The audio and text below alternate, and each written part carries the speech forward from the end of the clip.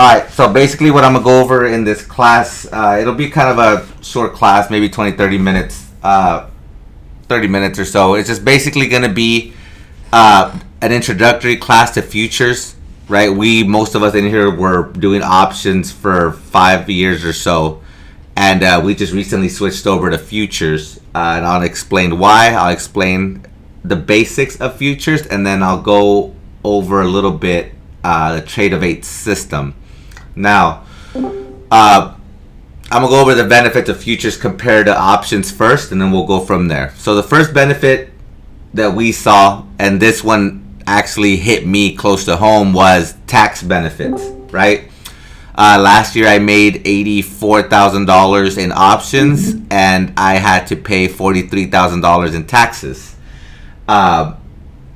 Futures are 60% of your futures gains are taxed as long-term rates, right? Trade, sorry. So I asked my tax person, hey, let's say this money had been futures money before, because I was very skeptical of futures at first. Reason being is I wasn't educated in them, right? I'm a creature of habit, so I stick to what works for me, and options was working. So I asked my tax guy, hey, let's say, for example, these had been futures, because my tax guy does a lot of stock people, so he knows how to work them. I go, what would have been the difference in my taxes versus me paying those $43,000? And I would have been able to keep an extra I believe it was $27,000. So it's a major difference in your taxes. It's basically roughly around a quarter that you're able to keep just from going to options to futures. Now, there is one exception being SPX, but a lot of people don't trade those. So that was number one, right? We're like, okay, that's a no-brainer. I'm able to keep close to a quarter of my profits. Okay, done deal. What else? Okay, futures don't have Greeks, meaning no time decay. You don't have to worry about theta, delta, none of that stuff. So what does that mean to us? Okay, that's a lot of like technical words, but what does it mean for like the average trader as far as just show me in the chart, right? So let's say, for example, one of the main ones is this, okay? Let's say you had an entry here long, okay? And let's say you're doing options here, and it rejects, and you're already in, and it rejects, and you're down here, and for some reason, let's say it comes back to that same exact point.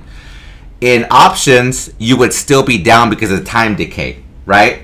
In futures, there is no time decay. There's no theta. There's nothing. You would be exactly at break even at the same point that you entered. That's the number one benefit with the Greeks. Number two, you don't have to worry about delta, what contract to choose. There is contracts in futures, but they expire every 3 months. So you really don't have to worry about it, and you could always roll them, which we'll get into later.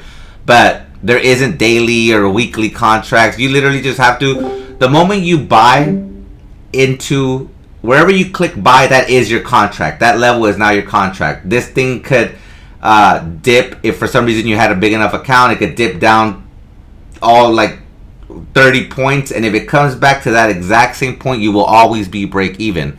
You don't have to worry about choosing a contract, the delta, the open interest on those contracts, nothing. Literally, the way I break it down to people is all you got to worry about is an entry and direction. If you can get those two right, you'll make money. Okay?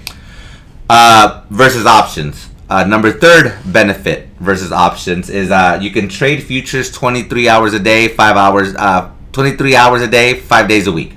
Do I recommend it? No. A lot of the volume and liquidity and movement happens during intraday, but if for some reason you had a good strategy or you wanted to swing some for a couple of hours, or you thought you knew something that we don't, you could make money after hours. Now, 1 hour after market close, the margins go up, and this is only pertaining to Tradovate. I don't know anything else. So whenever you guys hear me talk about any rules or anything, it has to do with Tradovate. With Tradovate, 1 hour after the normal market close, the margins go from $500 on ES to $11,500 per contract. And that is just for 1 hour, right? So you have to have a big account to hold some ES contracts. The following hour after that, the market is completely closed, and then after that hour is done, the market is open. You could trade pretty much 2 hours after market close to market open. You could trade. Same prices, same ticks, same everything. It's just I don't recommend it, but it's available. It's open. Another thing. So the next benefit, number 4, is leverage. Like I said, on Tradovate, for the most part, it does fluctuate, but for the most part, it stays at $500 per ES contract or $55 per MES contract. The truth is, that's just what you need in the account to trade them. The truth is, those contracts are worth a lot more, right? And they're leveraging you to trade a lot more money. So we were doing the math on it. I don't know if College wants to. It changes daily. So what was it, College? It's $5 for every S&P 500 value, or how does it work? I think one ES, the true value is $190,000, somewhere around there. So it's very significant. So when you need $500 to trade one of those contracts, yeah, it looks like we're making good profits, right? So like I shoot for $100 per contract. At the end of the day, it's very minimal. But the benefit that we're discussing here is the leverage. They're letting you borrow an instrument whose underlying value is way, way more than what you're required to post. Now, why do they do that? Well, Tradovate does that because their liquidation policy pretty much protects them in case you were to drop. It's a calculation they have based on your account balance. And so they never really truly lose money. That's why they do it. But leverage. You're trading something that's worth significantly more, and they're letting you loan the worth of it for a minimal margin requirement. Number 5 benefit, no PDT, right? So I don't know, a lot of you knows in futures, especially in Tradovate, everything is a margin. If you put $500 in and you're trading ES, you could trade that $500 as many times as you like, as long as you have $500 in the account. So let's just give a hypothetical example. If I traded ES 10 times and every time I made $10, I could keep trading those $500 20, 30 times as long as I'm over $500. That one contract can be traded 1,000 times, 100 times, it doesn't matter. You're automatically in a margin account as long as you have the minimum requirements for what you're trading. So if it's MES, as long as you have $55, you could always trade one contract. On ES, as long as you have $500, you can always trade one contract. You're not subject to the PDT rules of the three trades a week. You don't have to worry about a cash account. You are literally at a margin account as long as you have the minimal margin. So you could trade as many times as you want. And then the final benefit that we saw was high liquidity. Now, this doesn't really matter to a lot of us. It matters for when you start getting a bigger account and your goal is to do this long term and hopefully you grow your account. You could trade, we kind of did the math, and the rough math so far is you could probably trade 100 ES contracts before you would have issues with liquidity. During normal hours, we were kind of testing with the lowest volume candles during the day, and we still, I believe, what did we sell, College? It was like the lowest candle had like 1,100 contracts being traded on a 1 minute. Yeah, 1,700 on the 1 minute. On one given candle, and 100 would basically be less than 10% of. So you would affect it slightly, but you wouldn't have issues until you start getting to over 100, which potentially none of us will ever get there. Even with my big account, I think I'm gonna get capped out, and I just because out of comfort, I'm not greedy. I'm cool with making a certain amount a day, so I think I'm gonna cap myself off like at 40, 50 contracts. So it'll probably never be an issue. So again, high liquidity. You don't have to worry about fills. Another benefit that we have in here that I didn't, it's not in our benefits list that I just thought about was the spreads. I always market buy and sell for the most part, but I know a lot of people like to know this. The spread for the 99.9% of the time on ES and MES is usually a tick, which is 0.25. If you look at the bid and the ask, that's usually what it stays at during normal hours. And that's pretty much the benefits of futures versus options. There is one con, right? And that con is a big one for all my guys that, like, let's say you've blown accounts because you're sitting there hoping and you hold trades too long. On Tradovate, that won't really be an issue ever because of the liquidation rules that they have. But I do want people to know this in futures in general. The only con that we found so far to futures trading versus options trading is that you could potentially lose more than you invest. Now, what does that mean? In options, if you buy an options contract for $500, your max loss potential is $500. You would do a complete loss.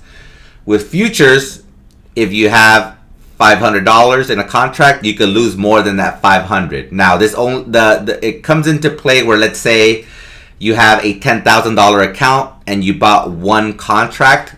The liquidation rules would not liquidate you at $500, so you could lose a couple grand before you get liquidated. Does that make sense? So you could lose more than the contract's value.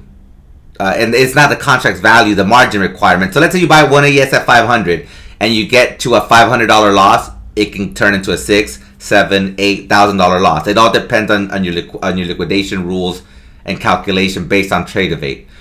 For the most part, though, I've noticed that they do liquidate you. So let's say a contract's $500.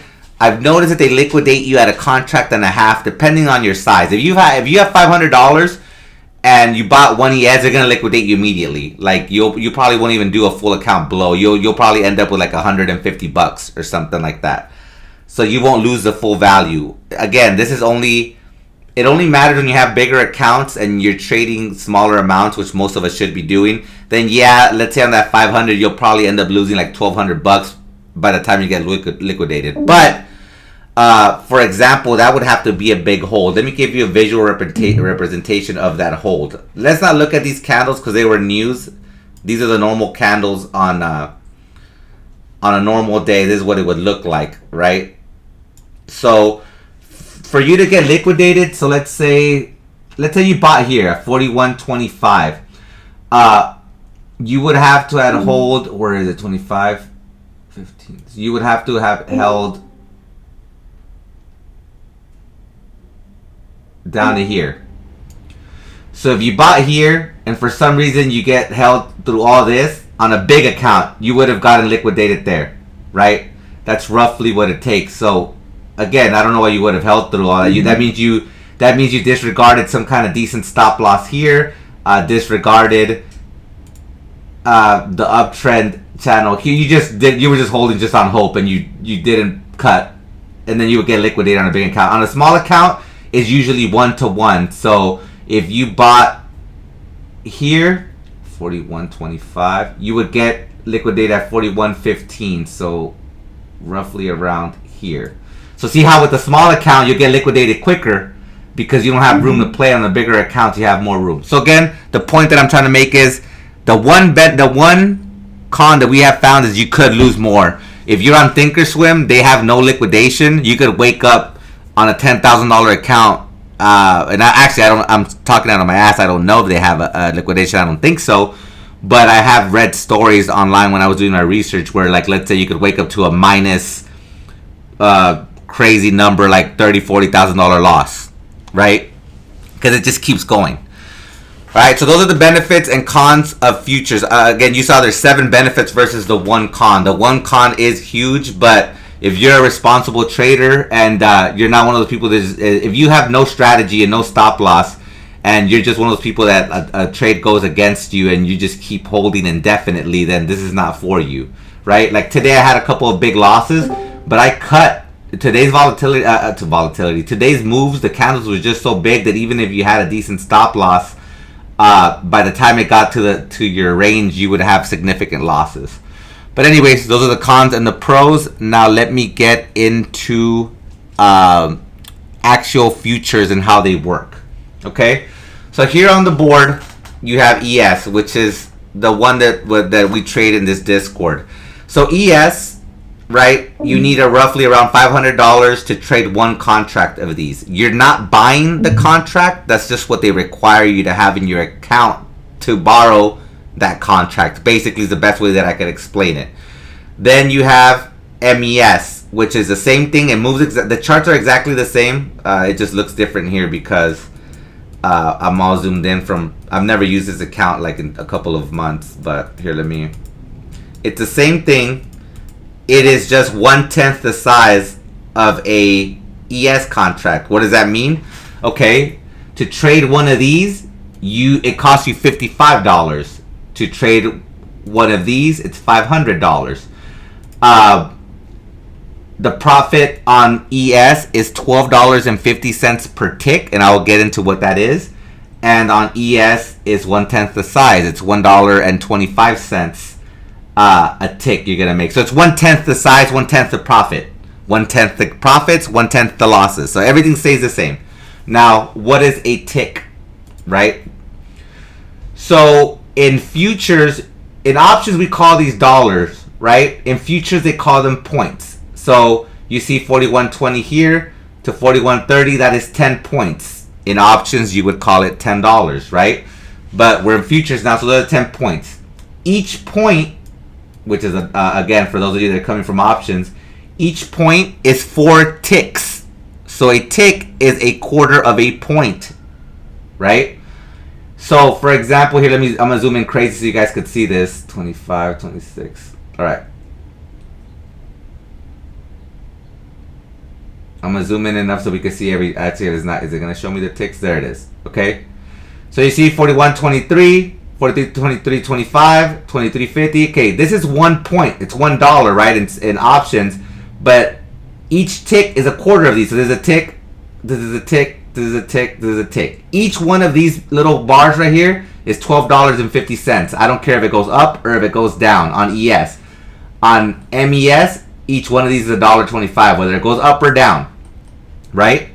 So it's a set price. You don't have implied volatility. You don't have none of that. Basically, up or down, it doesn't matter. If you go up 5 points, it's gonna be the same. Your loss is gonna be the same if you go down 5 points.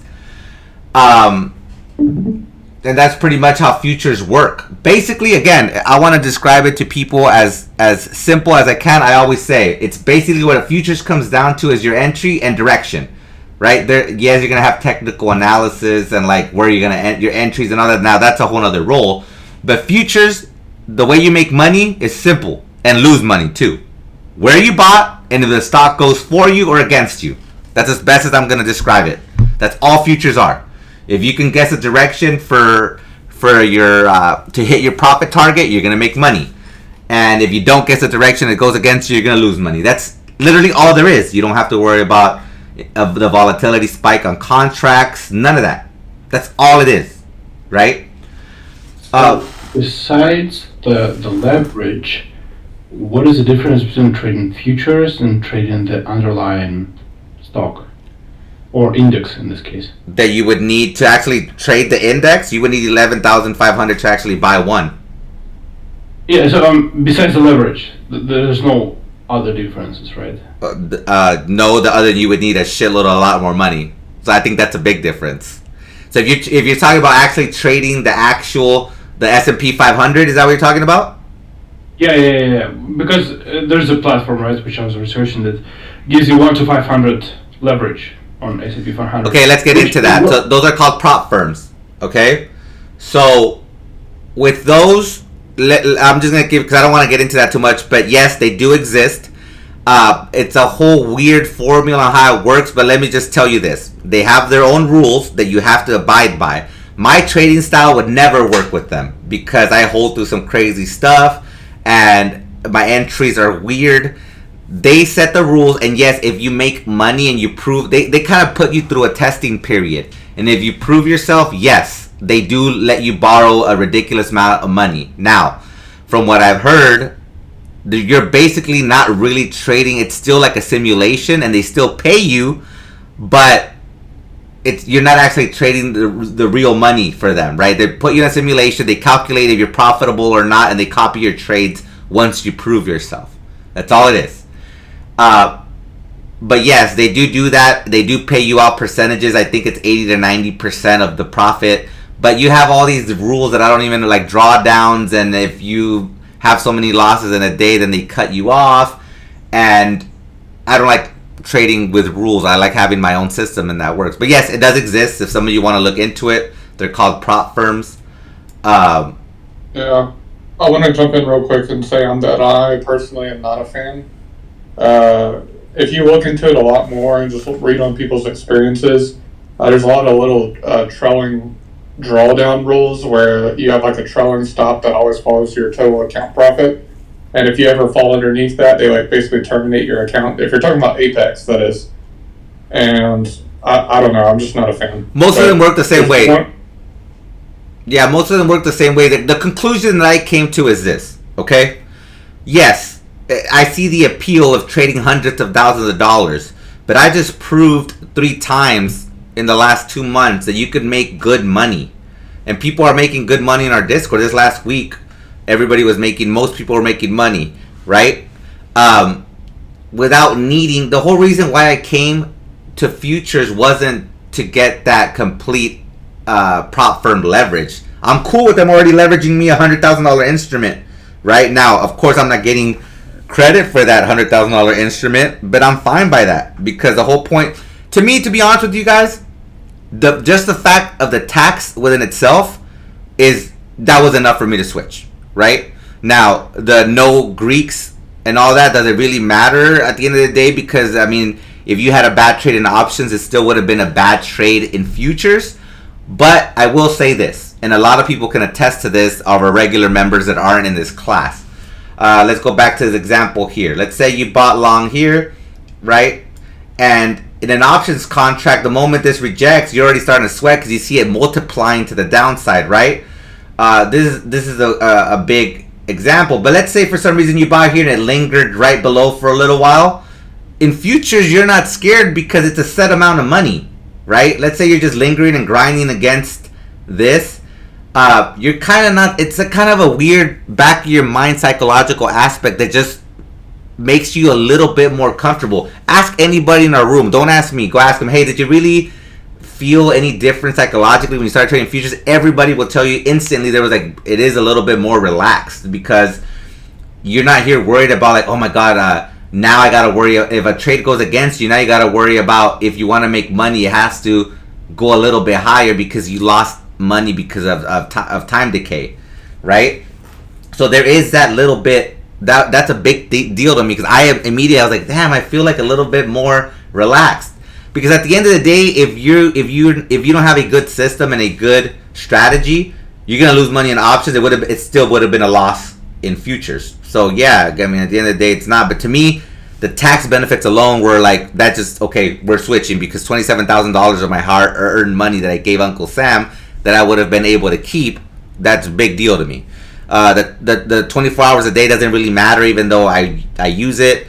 The leverage matters a lot, and the margin account. The margin account to me is big. I have a big account where I already had a margin account on Thinkorswim, but to be honest with you, everybody in this room used to trade with us options.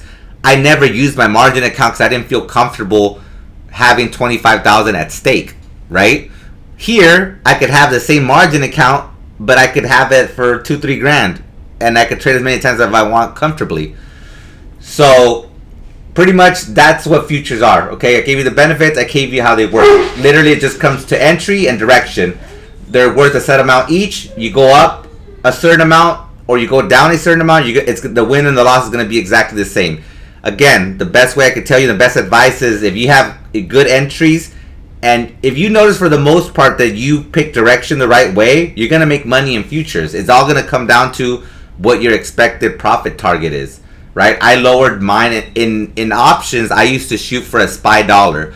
For the most part, a SPY dollar is going to give you roughly around 20%, anywhere from 15 to obviously it matters the day's expiration and all that. But for the most part, in general, I could say a SPY dollar is going to give you roughly 20% returns, right? But I'm putting up a lot more money. I could get the same 20% returns on 8 ticks, which compared to SPY is a 20-cent SPY move, right? So I would have to wait in SPY a whole dollar to make that 20%, whereas in futures, I can get the same return on a $500 contract with a 20 to 25 cent SPY move, just to compare, right? So that's what futures are. Now let's go ahead. I was just going to say you might want to open it up to audio questions, and if anybody has questions, leave them in the break room chat, and we can run by them. Yeah, start typing in whatever questions you guys have, because I want to get the recorded part done. Put them in the break room, and then I will get to them. Let me just get into how Tradovate works, and then I'll go to the Q&A. All right. So this is Tradovate. As most of you loaded, some of you are on the sim. This is an old sim account. That's why it's already expired. It's orange here, right? So when you first start Tradovate, it's all crazy. This is how you want your Tradovate to look, to keep it simple. I have MES just for when people ask me MES questions pertaining to the charts, but again, they're the exact same chart, right? It's just they're worth different. So this is what's called the depth of market. It's the DOM, right? To be able to trade with Tradovate after your expiration, it costs $3 a month for the data to have up-to-date data, right? That's nothing. If you want to be able to have the depth of market, it is $15, but you don't need it, right? You could still use the DOM chart to get in or out of trades. You're just not going to see the level 2, basically. So this is the DOM. This is pretty much like what's comparable to the active trader in Thinkorswim. And then you have your chart. So you always, these are your charts up here, and you have your performance center, right? This is what's going to tell you how you did for the day. You could click this for the month, for a particular hour. It's the sky's the limit on how you can get your reports done. I actually like that. I'll get to the questions in a bit. So you want your chart to look like this. You want your DOM. You want whatever chart that you're trading. We trade ES. So for my people trading MES, you're gonna have MES chart or the ES chart, right? You do have this to lock the screen.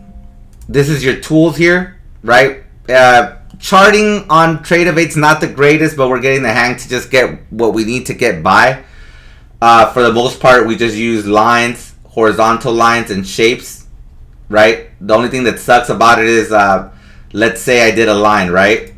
In like other platforms, you could go draw another line. With them, you can't. You literally have to go click again, click line again, and draw another line, right? Let's say I want to do a horizontal line. You got to click it every single time. So their charting sucks.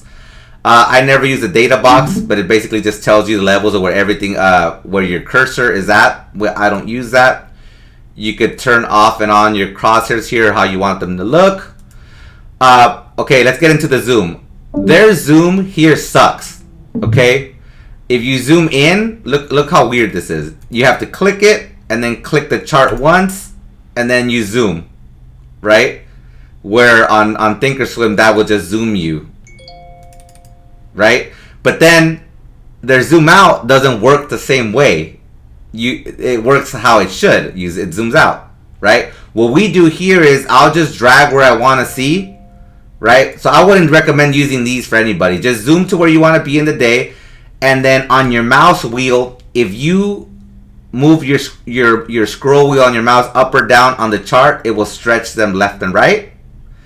And if you hover over the price point and you do the same wheel, it'll stretch them up and down. I don't use this anymore because it's a nightmare. I don't even get how it works, right? But those are your zoom out and zoom in. So remember, if you want to zoom your bars widthwise, all you do is hover over anywhere on the chart and hit your scroll wheel up or down. And then if you want them vertically, you just hover over the price and you scroll up and down. That's what I use for zoom. Another option that you might want to activate that's very important. This thing will always auto fit to over here, which sucks. You want to go to chart settings, go to continuous auto fit, and turn it off. And then you'll have how I have it, where you could just drag it, right? I just grab it on the chart and move it wherever I want to be. Yes, like if you forget and you come back from lunch, it'll be like somewhere like this, but it's better than the auto fit. The auto fit's always going to put you here at the edge. Here you have your time frames. So it's not like Thinkorswim where you actually load the actual chart you go here and you pick. You can have 1, 5 minute, 15. You can have custom, the daily, the 1 hour. Some people are getting into tick charts in our Discord. But basically, your time periods are here. Here are your candle settings, how you want them to look. If you want bars, if you want lines, whatever. Next, we got chart settings. The ones that I recommend are current position, because that will always mark your position that you're in. And then I would recommend leaving show order lines. Show orders and show order lines. What that will do is when you actually do, let me see if I could do it. What time is it? It's not going to let me do an order right now because the market's closed. But once you buy an order, it will set a line. So let's say it's a long. Oh, perfect example. It's showing you up there. I just got to hover over it, so I can't show you. But that green solid line would be your entry long, and the dotted line would be your profit, whatever you have it set to. But the cool thing is, if you look to the right, you can actually see the number value. So again, I recommend show orders and show order lines. So this is how you want your chart to look. Chart elements is basically indicators. Whatever you want to load, VWAP,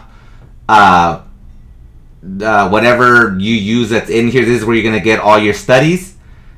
Actually, it's what you want to be able to see or not see. Sorry, I got that wrong. So chart elements means like I could turn off VWAP. I could turn off to be able, just if I want. It's basically turning on and off the indicators. This is your indicators tab. So they have a lot of stuff here, right? I haven't even gotten into it, but you have channel, indicators, moving averages, oscillators. Basically, this is going to be where all your indicators are at. And your template list is just going to be like, you know how I have this, how this looks like this, you could save it. So this is my template that I like. If it ever for any reason got moved around or something, I could just reload it. And you can save as many of those as you want. Now getting into the actual chart real quick. There is one thing I am going to recommend. I want to go over it in the class because it's a big flaw of Tradovate. Right? If you're for any reason using both the DOM and the chart, you always got to make sure that your quantities are the same. Right? Your contract quantities. Because what's going to happen is this. Let's say you're like in a tight trade and you buy without a profit. Let's say you just buy 4 here, right?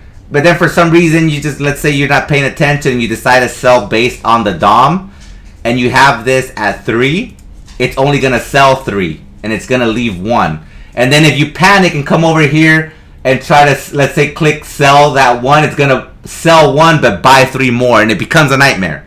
So that I'm going to recommend always, if you are going to use a DOM, right, always be on your toes and make sure the quantities are exactly the same. Unless you're going to be doing the whole leaving runners and all that, then you're going to have to learn how to play with it, but it's a nightmare, right? You always got to make sure that your quantities are the same. Another thing, if you're going to be like me that uses brackets for take profit, let's say you got into a trade and it's not going your way and you want to adjust your stop loss or your profit, you could either drag the actual stop loss or the profit take lines, but always be careful if you're going to adjust it manually that you turn off your brackets on both and then do your manual cutting. Because again, let's say you're in 4 and for some reason you had 10 here, right? And you click to sell thinking you're going to sell the 4, it's going to sell the 4 and buy 6. Does that make sense? So Tradovate, that's a big flaw that they have. Maybe we should do a post to make them change that, to automatically change your quantities and cancel out contracts. But at the end of the day, just make sure these are always the same and that your brackets are where you want them to be. There is an end all be all button that I'm learning to use more and more, and it's this one, the exit. So basically this button is get me the hell out of everything and cancel all trades. That's what it's going to do, whether you're in profit or at a loss. If you click this button, it's going to take your profit or loss at wherever it is and cancel any pending trades. So let's make it a habit to, whenever you're done with a trade, whether good or bad, always just make it a quick extra habit to just go over here and click this once. Unless you have pending trades that you're aware that you want, which I don't know why you would have that. But let's say you get in on a trade or get out of a trade, whether it was good or bad, just make it a habit. Just go over here real quick and click that exit and clear all the trades. Let me give me 1 second. Any other things that you think that I should go over as far as the Tradovate system? I think I covered pretty much everything with Tradovate. I'm gonna go into the Q&A now, and I know I talk really fast and I talk a lot. So now let's go into the Q&A, and I'll go ahead and answer the question. So let me go back. Let me see. Okay, level 2, Bear Gore. Level 2 is basically what they call the tape. It is either on the most part you'll be able to see the orders for either buying or selling on the futures contract. So level 2 is basically the tape. You're able to see the incoming orders. The incoming orders that are either the ones that are pending or the ones that people are buying. So you're able to see, hey, people are buying 47s, right? Or they have stop orders waiting there. You're able to see a visual representation of what the orders are. So basically level 2 is tape. You're reading the orders and where people are setting them. Level 2, okay, he already answered it. Do you see us for charting? Okay, now we're getting more into my personal, right? I don't like Tradovate for charting. You guys see me do it because I have to, because I stream and I'm responsible for the trades or whatever. But me personally, remember guys, I was using options and thinkorswim for 5 years. I have levels there marked going back to forever that I trust, right? I would have to, I mean, I could do it one of these days, and maybe one day I am going to do it. I like thinkorswim for charting, but yes, to answer your question, I use thinkorswim. Some of us use TradingView. Most I would say 95% of people that are in our Discord are charting somewhere else and just using Tradovate for execution. I do it because I have to, because I want you guys to see, but I don't. So yes, Prancelot, I do chart on TOS, and I use this to execute. There are no hotkeys for drawing tools. Yep, there is no hotkeys. I've looked into it. I am looking into a I did message them in regard to that, because I like how in thinkorswim you could just click your mouse wheel and your tools pop up, and that would be basically, it would be like you're clicking this button, right? On thinkorswim, if you click your mouse wheel, your tools pop up. So I already suggested that to them.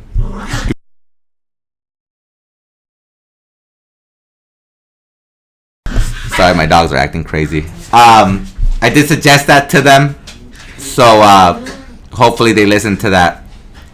Any other question? Limit on how many times you could trade in a given week? Nope. Prancelot, again, we went over that at the beginning. There is no PDT rule. As long as you have the minimum required for the contract. Again, if you're trading MES, as long as there's $55 in your account, you could trade that 1,000,000 times in a day if you're able to.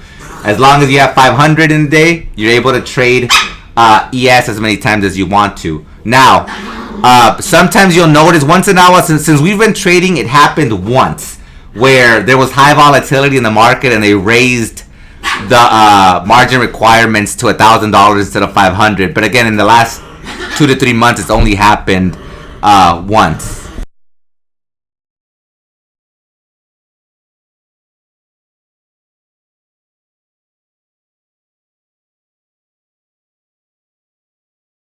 Alright, I'm back. Let me see. Is there a limit how many times? What indicators you guys use? Okay, I'll get into a little bit. I'm going to stop the recording here because that's going to get into a personal, but I will answer your questions. But let me